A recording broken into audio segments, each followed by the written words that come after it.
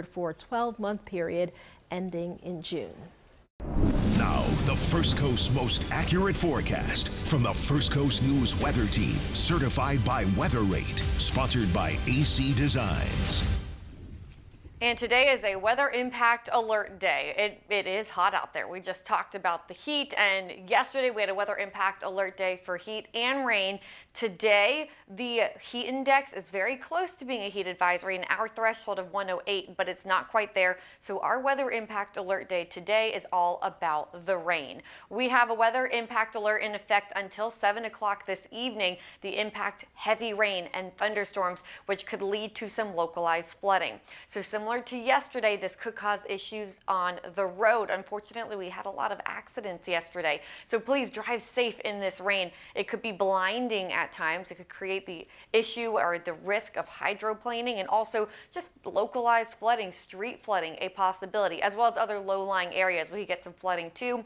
And in addition to that, gusty winds and frequent lightning also possible in the thunderstorms today. So right now, most of our rain out to our western counties in northeast Florida, moving over places like Lake City. A little bit of lightning now flashing there along with the heavy rain, and this is all moving to the east, so isolated showers continuing out ahead of it, but more of that heavy rain now over Keystone Heights and Stark, and it's getting closer and closer to places like Palatka as well.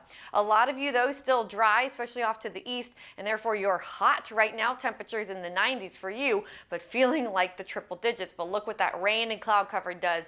It cools you off. Unfortunately though, it will likely be too much of a good thing, and that is why we have the weather impact alert in effect, because it's too much rain that will lead to that risk of localized flooding all the way until 7 o'clock. So let's talk about that rain and how it will move. It will continue to push off to the east through the afternoon hours into the evening. Unfortunately, we could have issues with the evening commute along the I-95 corridor. Then that rain will dissipate later on into the evening.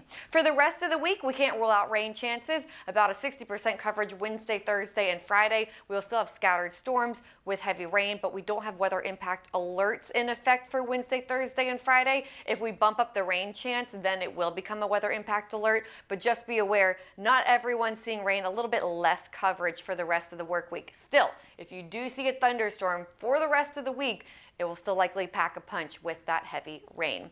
Here's a look at post-tropical storm Beryl. So no longer a tropical depression, bringing a lot of heavy rain to portions all the way up to the Great Lakes. They have a risk of flash flooding all the way up to the Great Lakes, and you can see it will eventually push off into Canada. The remnants of it will by Thursday morning. By the way, we are way ahead of schedule. Usually we have our first hurricane on August 11th and our first major hurricane on September 1st.